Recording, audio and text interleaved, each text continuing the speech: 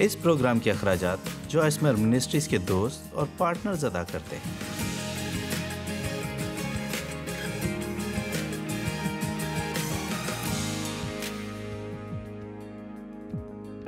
روزمرہ زندگی سے لطف اٹھائیں پروگرام میں میرے ساتھ شامل ہونے کا شکریہ۔ میں نہیں جانتی کہ آپ نے کل کا پروگرام دیکھا ہے یا نہیں، تاہم میں نے چناؤ کرنے کے بارے میں بات کرنا شروع کی تھی کہ کس طرح ایک ہی ہم غلط چناؤ کرتے ہیں اور پھر ہمارے نتائج غلط نکلتے ہیں اور ہم پھر ان کو پسند نہیں کرتے اور پھر ہم پچھتاتے رہتے ہیں۔ آج میں چناؤ کے بارے میں بات کرنا جاری رکھوں گی اور صرف یہ کہنا چاہتی ہوں کہ اگر آپ نے کل کا پروگرام نہیں دیکھا، اگر آپ کے پاس کمپیوٹر ہے تو آپ واپس جا کر اپنے کمپیوٹر پر کل کا پیغام سن سکتے ہیں اور پھر آپ جان لیں گے کہ ہم اس وقت کیا بات کر رہے ہیں۔ لیکن میں فیصلوں کے تعلق سے کہنا چاہتی ہوں کہ فیصلے اور چناؤ کے اندر بہت قوت ہے۔ جی یقیناً قوت ہے، ان میں مثبت یا منفی قوت پائی جاتی ہے۔ اگر آپ اچھے چناؤ اور درست چناؤ کرتے ہیں تو آپ کی زندگی میں اچھی چیزوں کا اضافہ ہوگا، لیکن اگر آپ کسی بھی طرح سے غلط چناؤ یا برا چناؤ کرتے ہیں تو آپ اپنی زندگی میں بری یا غلط چیزوں کا اضافہ کریں گے۔ اب میں سچائی سے کہوں گی، میں نہیں جانتی کہ کوئی بھی شخص اچھے چناؤ کر سکتا ہے اگر وہ خدا کے کلام کو نہیں جانتا۔ میرا یقین ہے کہ زندگی کے لیے وہ تمام جوابات جن کی ہمیں ضرورت ہے وہ خدا کے کلام میں موجود ہیں، بلکہ وہ لوگ بھی جو ایماندار نہیں ہیں، کچھ لوگ دوسروں سے زیادہ بہتر چناؤ کرتے ہیں، لیکن ہمیں خدا کے کلام کی ضرورت ہے اگر ہم واقعی چاہتے ہیں کہ درست چناؤ کریں، اور اس کے لیے مطالعے کی ضرورت ہے۔ اس میں آپ کے وقت کے سرمایہ کی ضرورت ہے تاکہ آپ مطالعہ کریں۔ اس لیے میں دعا کرتی ہوں کہ آپ ایسا کریں، خصوصاً اگر آپ حکمت کے بارے میں سیکھنا چاہتے ہیں تو آپ کو امثال کی کتاب کو پڑھنے اور مطالعہ کرنے کی ضرورت ہے۔ ہمیں اپنے فیصلے کرنے کی ضرورت ہے جو خدا کے روح کی رہنمائی میں کیے جائیں۔ جب میں کہتی ہوں کہ آپ اپنے فیصلے کریں تو دراصل یہ وہ فیصلے ہیں جو خدا چاہتا ہے کہ آپ کریں، لیکن اپنے فیصلے کرنے سے میری مراد ہے کہ دوسرے لوگوں کو اجازت مت دیں کہ آپ کے لیے فیصلے کریں۔ یہ حیران کن ہے کہ لوگ ہماری زندگیوں کے بارے میں کس قدر رائے رکھتے ہیں کہ ہمیں کیا کرنا چاہیے اور کیا نہیں کرنا۔ دیکھیں، اگر آپ لوگوں کو خوش کرنے والے ہیں یا آپ غیر محفوظ ہیں تو آپ لوگوں کی وجہ سے دباؤ میں آ جائیں گے جو چاہتے ہیں کہ آپ وہ کریں جو وہ چاہتے ہیں، اور یوں آپ بہت سے غلط فیصلے کرنا شروع کر دیتے ہیں صرف اس لیے کہ آپ سب کو خوش کرنا چاہتے ہیں۔ دیکھیں، میں آپ سے دیانتداری سے کہوں گی کہ 45 سال پہلے کئی اعتبار سے کافی زیادہ وقت محسوس ہوتا ہے، لیکن کئی لحاظ سے یہ کل کی بات محسوس ہوتی ہے جب خدا نے مجھ سے اس خدمت کے بارے میں کلام کیا کہ وہ چاہتا ہے کہ میں پوری دنیا میں جا کر اس کے کلام کی تعلیم دوں۔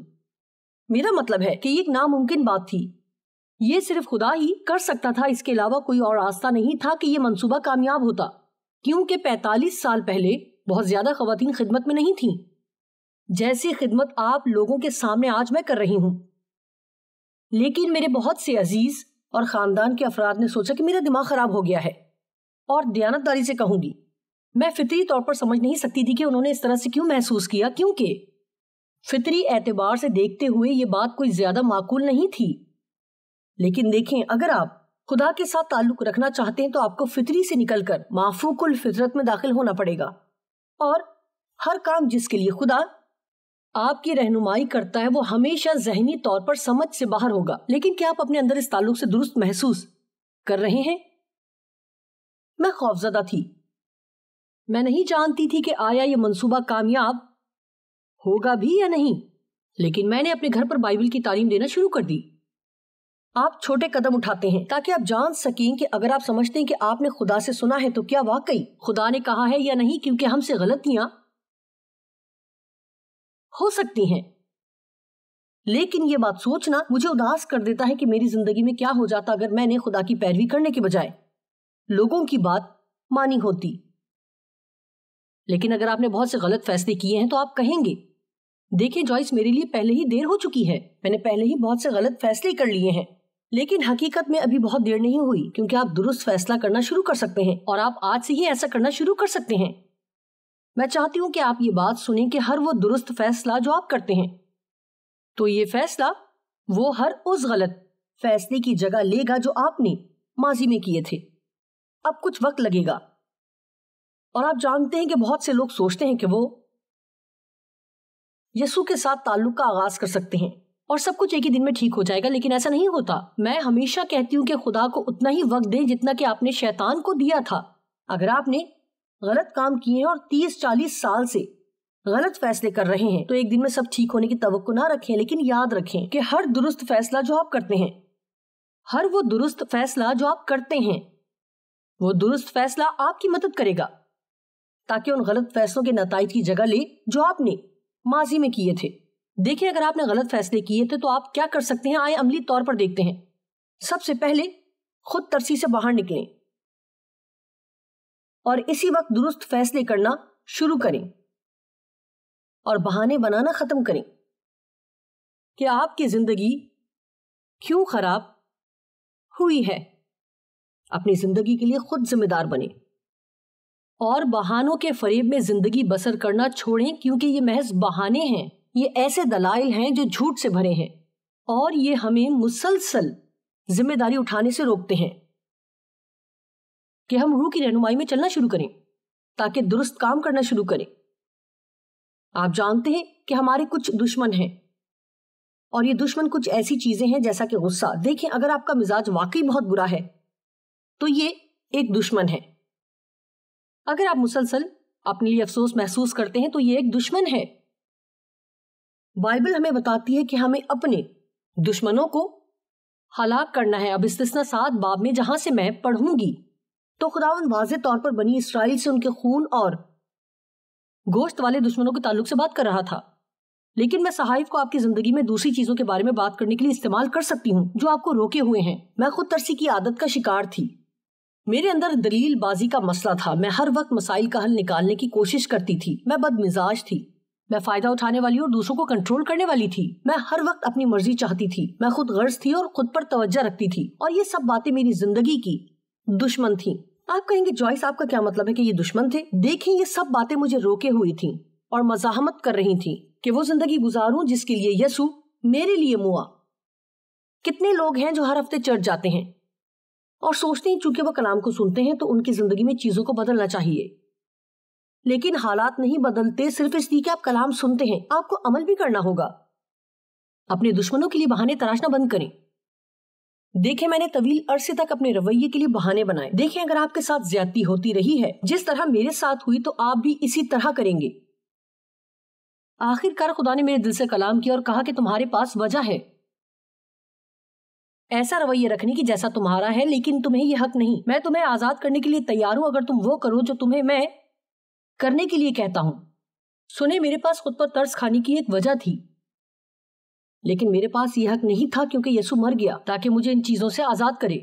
میں آپ کی حوصلہ افزائی کرنا چاہتی ہوں کہ آپ بیٹھ کر خود پر افسوس کرتے ہوئے اپنی زندگی کا ایک دن بھی مزید ضائع نہ کریں، کیونکہ آپ کے کچھ مسائل ہیں، بلکہ خدا کے کلام کو پڑھ کر اس کا جواب تلاش کریں اور خدا کے طریقوں سے چیزوں کو کرنا شروع کریں۔ استثنا 7 کی 1 اور 2 میں لکھا ہے، جب خداوند تیرا خدا تجھ کو اس ملک میں جس پر قبضہ کرنے کے لیے تو جا رہا ہے پہنچا دے اور تیرے آگے سے ان بہت سی قوموں کو، یعنی ہتیوں اور جرجاسیوں اور اموریوں اور کنانیوں اور فرزیوں، حویوں اور یبوسیوں کو، اور میں ہمیشہ کہتی ہوں کہ ہمارے اپنے کچھ بنائے ہوئے دشمن ہیں، شاید یہ پیسہ ہے یا یہ بیماری ہے یا بد مزاج پڑوسی یا برے مالک ہو سکتے ہیں، لیکن ہم سب کی زندگی میں کچھ چیزیں ہیں جن کو ہم مسائل سمجھتے ہیں یا دشمن، اور جب خداوند تیرا خدا ان کو تیرے آگے شکست دلائے اور تو ان کو مار لے تو تو ان کو بالکل نابود کر ڈالنا، تو ان سے کوئی عہد نہ باندھنا اور نہ ان پر رحم کرنا۔ اب ہم اس کا اطلاق کس طرح کر سکتے ہیں جس کے بارے میں آج ہم بات کر رہے ہیں؟ فرض کریں کہ خدا نے میری خود ترسی کے تعلق سے مجھ سے بات کی۔ میں جانتی تھی کہ یہ ایسی چیز نہیں ہے جسے میں موقع دوں یا ایسا کروں، لیکن آپ جانتے ہیں کہ جب کچھ ایسا ہوتا ہے جب میری مرضی پوری نہیں ہوتی تھی، اور شاید میرے شوہر باہر گولف کھیلتے ہوئے لطف اندوز ہو رہے ہوتے اور میں گھر میں سارا دن پھنسی رہتی اور کام کے علاوہ کرنے کے لیے کچھ نہ ہوتا، اور میرے لیے بہت ہی زیادہ آزمائش ہوتی کہ بیٹھ کر اپنے لیے افسوس کرتی رہوں، چاہے تھوڑی دیر کے لیے ہی صحیح۔ میں صرف خود پر افسوس کرنا چاہتی تھی کچھ دیر کے لیے۔ لیکن دیکھیں آپ کیا کر رہے ہیں جب آپ یہ کرتے ہیں کہ آپ دشمنوں کے لیے بہانے تراشتے ہیں اور آپ ان کو اندر آنے کی دعوت دیتے ہیں۔ دیکھیں، ایسا نہیں کہ آپ آگ سے کھیلیں اور نہ جلیں، اس لیے آپ کو ان چیزوں کو خدا کی مدد سے مکمل طور پر تباہ کرنا ہوگا اور عہد کرنا ہوگا کہ آپ ان کو اپنی زندگی میں कोई जगह नहीं दे रहे। अपनी मयारी जिंदगी के लिए दूसरों को इल्जाम न दें। इसराइली हमेशा खुदा पर और मूसा पर और अपने मसाइल पर इल्जाम लगाते थे। उन्हें 40 साल का अरसा लगा, जबकि ये बियाबान में सिर्फ पूरे 11 दिन का सफर था। खुदा ने उनको मिस्र की गुलामी से निकाला था। वो मिस्र में गुलाम थे और रिहाई के लिए खुदा को पुकार रहे थे, और खुदा ने उनकी रिहाई के लिए मूसा को भेजा कि मिस्र से वादा के मुल्क तक जाने के लिए उनकी रहनुमाई करे। लेकिन उन्हें बियाबान से होकर गुजरना था, और हकीकत में ये 11 दिन का सफर था अगर सीधा उसमें से गुजरते, लेकिन उन्हें 40 साल का अरसा लगा। देखें, ये बात निहायत अजीब लगती है, लेकिन मैं आपसे पूछना चाहूंगी कि आप इस बियाबान में कितने सालों से भटकते फिर रहे हैं और अपने वादा के मुल्क में पहुंचने की कोशिश कर रहे हैं। आप कहते हैं कि जॉयसी, आप कैसी बात कर रही हैं? मेरा वादे का मुल्क? देखिए, खुदा के कलाम में 7000 वादे हैं, इत्मीनान और खुशी के वादे, और खुशहाली और सेहत और फलदार होने के, और दीगर बहुत से वादे हैं। और ये तमाम वादे आपके लिए भी हैं कि उन वादों को हासिल करें और वो जिंदगी गुजारें, ना कि सिर्फ उनके बारे में पढ़ें। लेकिन जरूरी है कि आप अपने मसाइल का दूसरों पर इल्जाम लगाना छोड़ दें, बल्कि उनकी जिम्मेदारी खुद उठाएं। याद रखें, वो तमाम दुरुस्त फैसले जो आप करते हैं, जो गलत चुनाव की जगह लेते हैं जो आपने माजी में किए थे। ये मेरा बयान है जिसे मैंने यहाँ लिखा है। अगरचे कि ये मैंने लिखा है, मेरा ख्याल है कि ये अच्छा है। ऐसा होता है, बहुत से लोग अपनी जिंदगी में तब्दीली चाहते हैं, लेकिन वो अपने तर्ज जिंदगी को बदलना नहीं चाहते। अब गौर करें कि आप चाहते हैं कि खुदा आपकी जिंदगी को बदले, लेकिन फिर भी आप हर वक्त गलत किस्म के लोगों के साथ रहना चाहते हैं। या आप चाहते हैं कि खुदा आपकी जिंदगी बदले, लेकिन फिर भी आप शराब खाने जाना चाहते हैं और रोजाना काम के बाद गलत लोगों के साथ मेलजोल चाहते हैं। शायद आपके कुछ ऐसे दोस्त हैं, कुछ लोग हैं जिनके साथ ज्यादा वक्त गुजार कर अपनी जिंदगी में जहर घोल रहे हैं, और आप ये जानते हैं, खुदा की तरफ से आप जानते हैं कि वो आपके लिए दुरुस्त लोग नहीं हैं, लेकिन आप अकेले रहना नहीं चाहते।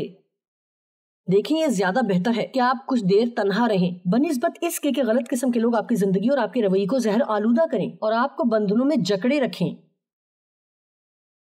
आप अपनी जिंदगी को बदलना चाहते हैं, लेकिन अपनी तर्ज जिंदगी को छोड़े बगैर। लिखा है, कोई शख्स 2 मालिकों की खिदमत नहीं कर सकता। ऐसा मुमकिन नहीं कि आपका एक पांव खुदा की बादशाही में और दूसरा पांव दुनिया में हो। आपको फैसला करना होगा कि खुदा के तरीके से चीजों को करें। खुदा की हिकमत हम सब के लिए दस्तयाब है, लेकिन हिमाकत भी मौजूद है। हमें फैसले करने पड़ते हैं।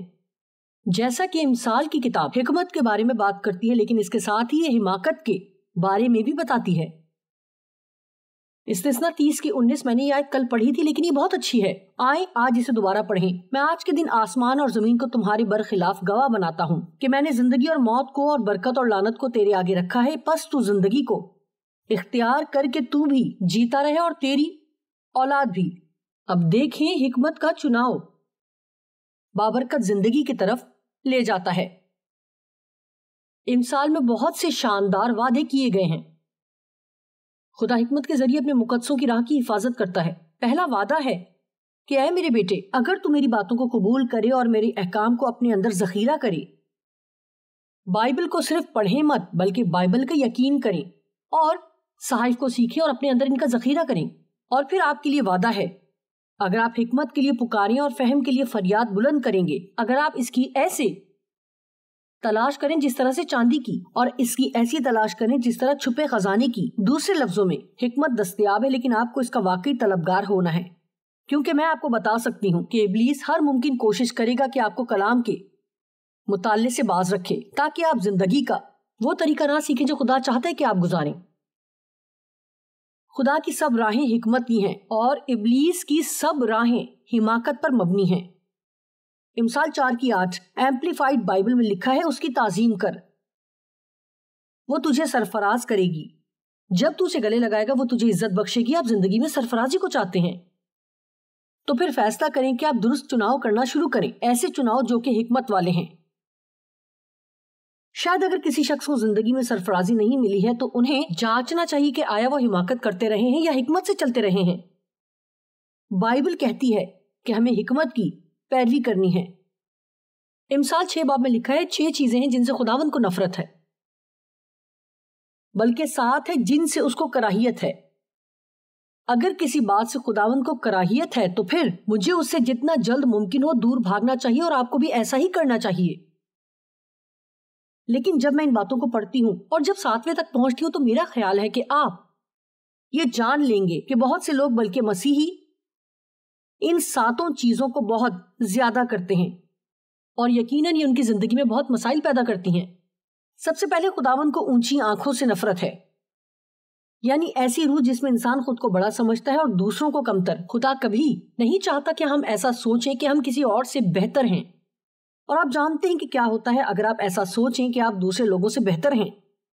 آپ لوگوں سے بدسلوکی کرنا شروع کر دیں گے، آپ دوسروں کو حقیر سمجھنا شروع کر دیں گے، آپ ان سے برا رویہ رکھیں گے۔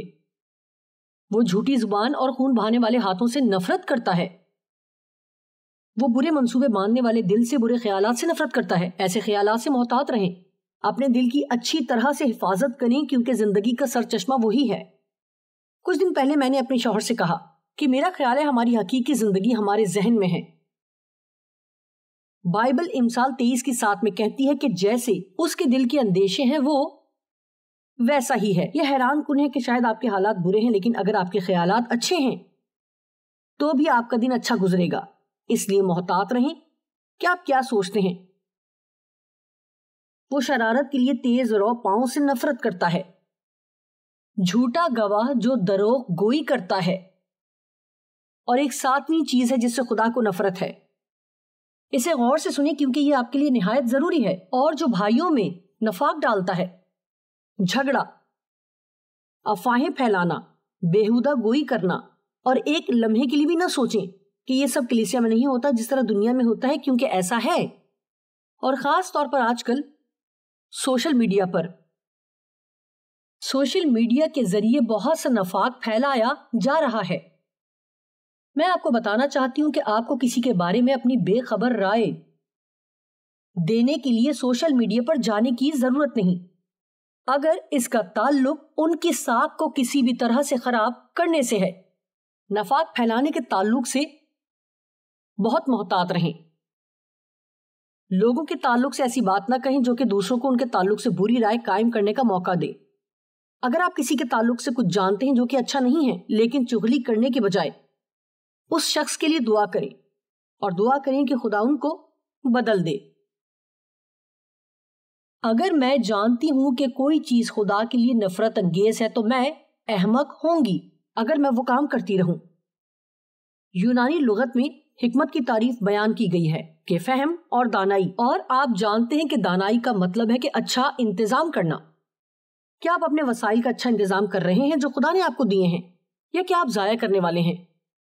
یہ چیزوں کی اصل فطرت کی بصیرت ہے، اور عمل کی حالتوں میں امتیاز کی قابلیت ہے، اور ان کے نتائج کا جائزہ لینے کے قابل ہونا ہے۔ اور امثال میں حرام کاری اور زنا کاری کے بارے میں بہت کچھ لکھا ہے۔ اب آپ اپنے ٹی وی کو بند مت کر دیجئے گا، کیونکہ میں کچھ ایسی بات کہنے والی ہوں جسے آپ سننا نہیں چاہتے۔ عزیزو، اگر آپ امثال کا مطالعہ کرتے ہیں اور اس پر یقین رکھتے ہیں، جب یہ آدمی کہتی ہے تو اس کا مطلب بنیادی طور پر یہ آدمی اور عورت دونوں کے لیے ہے۔ جو بھی بدکاری کرتا ہے تو وہ اپنی زندگی کو تباہ کرتا ہے۔ اپنی زندگی کو چند لمحے کی جسمانی لذت کے لیے تباہ مت کریں، کیونکہ اس کا انجام آپ کا اپنے خاندان کو کھو دینا ہوگا۔ ہمیشہ دوسری طرف کی گھاس سبز نظر آتی ہے۔ ہو سکتا ہے کہ آپ اپنے ازدواج کو چھوڑ کر اس کے ساتھ چلے جائیں جس سے آپ کام پر ملے ہیں، اور آپ سوچتے ہیں یہ سب شاندار ہوگا، لیکن میں آپ کو بتانا چاہتی ہوں کہ اس تعلق میں بھی بہت سے مسائل ہوں گے۔ امثال حقیقت میں اس تعلق سے بہت سی آگاہی دیتی ہے، اور جانتے ہیں ہم آگاہی کو پسند نہیں کرتے۔ آج کل لوگ نہیں چاہتے کہ ان کی اصلاح کی جائے یا ان کو بتایا جائے کہ انہیں کیا کرنا چاہیے۔ لوگ اکثر آگاہی کو نظر انداز کرتے ہیں کیونکہ وہ سوچتے ہیں، امید رکھتے ہیں کہ وہ غلط کام کر سکتے ہیں اور پھر درست نتیجہ بھی حاصل کریں گے، لیکن آپ جانتے ہیں کہ ایسا بالکل بھی نہیں ہوتا۔ آئیں ایک مثال دیکھتے ہیں، اور یہ چیز کسی پر الزام لگانے کے لیے نہیں ہے، بلکہ سگریٹ کی ڈبی پر یہ آگاہی لکھی ہوتی ہے کہ سگریٹ نوشی سے کینسر ہو سکتا ہے، لیکن سگریٹ پینے والا سوچتا ہے کہ شاید دوسرے لوگوں کو کینسر ہو جائے لیکن مجھے نہیں ہوگا۔ میں نے خود بھی کئی سال تک سگریٹ نوشی کی ہے، آگاہی کو پڑھا لیکن پھر بھی پیتی رہی۔ ہم آگاہی کو نظر انداز کرتے ہیں اور جب برے نتائج آتے ہیں پھر ہم پریشان ہو جاتے ہیں۔ اور یہ آگاہیاں ہر جگہ موجود ہے کہ شراب پی کر گاڑی نہ چلائیں، تو بھی شرابی ڈرائیور ہر سال ہزاروں لوگوں کو مار دیتے ہیں۔ گاڑی چلاتے ہوئے میسج نہ لکھیں، اپنی سیٹ بیلٹ باندھیں، لیکن بہت سے لوگ یہ کام نہیں کرنا چاہتے۔ دیکھیں بہت سے لوگوں کے اندر یہ بات جسے ہم ٹائٹینک سینڈروم کہتے ہیں۔ ٹائٹینک پر آگاہی دی گئی تھی کہ آگے پانی کے اندر برفانی تودے ہیں، لیکن نظر انداز کرنے کی وجہ سے 1500 لوگ اپنی جان کی بازی ہار گئے۔ فرض کریں کہ شاید آپ کو جسم میں کسی جگہ مسلسل درد ہے، لیکن آپ اسے نظر انداز کر رہے ہیں۔ بہت سے لوگ کہتے ہیں کہ میں ڈاکٹر کے پاس جانا نہیں چاہتی، لیکن کون ہے جو ڈاکٹر کے پاس جانا چاہتا ہے؟ لیکن اگر آپ کو کوئی مسئلہ ہے، جیسے کئی سالوں سے میری کمر میں درد تھا اور میں ڈاکٹر کے پاس جانا نہیں چاہتی تھی، اور آخر کار ایک صبح جب میں اٹھی تو میں چل نہیں سکتی تھی، میں حقیقت میں مدد کے بغیر چل نہیں سکتی تھی، اور مجبوراً مجھے وہی کام کرنا پڑا جو بہت عرصے پہلے کر لینا چاہیے تھا۔ اگر لگے کہ آپ کے جسم میں کچھ گڑبڑ ہے تو اسے نظر انداز نہ کریں، اپنا معائنہ کروائیں، اور شاید اگر آپ جلدی معائنہ کروا لیں تو آپ زیادہ بڑی مشکل سے بچ سکتے ہیں جو بعد میں پیش آ سکتی ہے۔ اگر آپ کے کپڑے تنگ ہونا شروع ہو گئے تو یقیناً آپ کا وزن بڑھ رہا ہے۔ ہمارے بہت سے ملازم ہیں جن کو بہت سی آگاہیاں ملی، لیکن نظر انداز کر کے انہوں نے اپنی نوکری کھو دی۔ جیسے روزانہ آپ کام پر دیر سے جائیں گے تو ہم آپ کو نہیں رکھ پائیں گے، اگر آپ مسلسل جھگڑا پیدا کر رہے ہیں تو ہم آپ کے ساتھ نہیں رہ سکتے۔ ایک نوجوان سے ہم نے بات کی اور وہ شخص اپنے ڈپارٹمنٹ میں واپس گیا اور کہا کہ وہ مجھے نہیں نکالیں گے کیونکہ انہیں میری ضرورت ہے۔ کیا آپ جانتے ہیں کہ کچھ ہفتے میں اس کے پاس نوکری نہیں تھی؟ کوئی بھی شخص ناگزیر نہیں ہے، اس لیے آگاہی پر توجہ دیں۔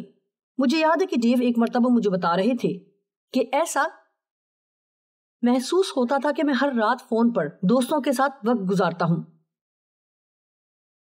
لیکن حقیقتاً یہ میرے لیے آگاہی تھی کہ وہ مجھ سے بیزار ہو رہے ہیں اور وہ چاہتے ہیں کہ میں اپنی زندگی میں کچھ تبدیلیاں پیدا کروں۔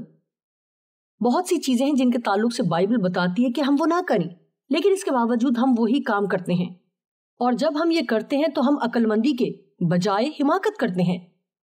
دیکھیں جب آپ کا پاسبان کچھ ایسی بات کہے جو کہ سننا کچھ مشکل ہے تو آپ اس پر غضبناک نہ ہوں۔ اپنی زندگی میں ایسے لوگوں کے لیے شکر گزار ہوں جو آپ کی اصلاح کرنے کے لیے تیار رہتے ہیں۔ بائبل کہتی ہے کہ ایسا دور آئے گا جب لوگ اپنے کانوں کی کھجلی کے باعث اپنے لیے بہت سے استاد بنا لیں گے تاکہ وہ وہی سنیں جو ان کو سننا اچھا لگتا ہے، بجائے اس کے کہ وہ سنیں جو ان کو سننے کی ضرورت ہے۔ اور یقیناً ہم اسی دور میں رہ رہے ہیں۔ لوگ ایسے پیغام سننا پسند کرتے ہیں جس میں آپ ان کو بتاتے ہیں کہ انہیں کیا کچھ ملنے والا ہے، اور سننا چاہتے ہیں کہ خدا ان سے کتنا پیار کرتا ہے اور وہ کس قدر شاندار ہیں، لیکن جب آپ ان کو ایسی چیزوں کی منادی کرتے ہیں جن سے ان کی زندگی تبدیل ہونے کی ضرورت ہے تو وہ قبول نہیں کرتے۔ آپ جانتے ہیں کہ ہم ہر روز انسٹاگرام پر چھوٹی سی پوسٹ لگاتے ہیں اور یہ زیادہ لمبی نہیں ہوتی، اور ہم ان کو عنوان دیتے ہیں، اور میں دیکھ سکتی ہوں کہ بہت سے لوگ اسے دیکھتے ہیں، اور میرے لیے اکثر یہ بات واقعی افسوس کی ہوتی ہے کیونکہ یہاں ایک مثال ہے۔ ہم نے 2 ہفتے پہلے ایک پوسٹ لگائی تھی جس کا عنوان تھا خدا کے کلام پر دھیان کریں، اور 57,000 لوگوں نے اس کو دیکھا۔ پھر اس کے بعد میں نے ایک اور پوسٹ اپنے اطمینان کو تھامے رکھیں کے عنوان سے لگائی اور تقریباً 4 لاکھ لوگوں نے وہ پوسٹ دیکھی۔ دیکھیں بہت سے لوگ اطمینان چاہتے ہیں لیکن وہ خدا کے کلام پر غور کرنے کا کام کرنا نہیں چاہتے تاکہ یہ ان کی زندگی کا حصہ بنے۔ مشکل چیزوں کو دیکھ کر پیچھے نہ ہٹیں، یہی مشکل چیزیں ہیں جو ہمیں کرنی ہیں۔ اور جب آپ کا پاسبان یا آپ کا استاد آپ کو ایسی بات سکھاتا ہے جو سننا قدرے مشکل ہے تو صرف یہ نہ کہیں کہ خدا ان کو برکت دے، میں ان کی بات دوبارہ نہیں سنوں گی۔ ہمیں خدا کے کلام کی مشکل سچائیوں کو سننے کی ضرورت ہے تاکہ ہم وہ کر سکیں جو ہمیں کرنے کی ضرورت ہے۔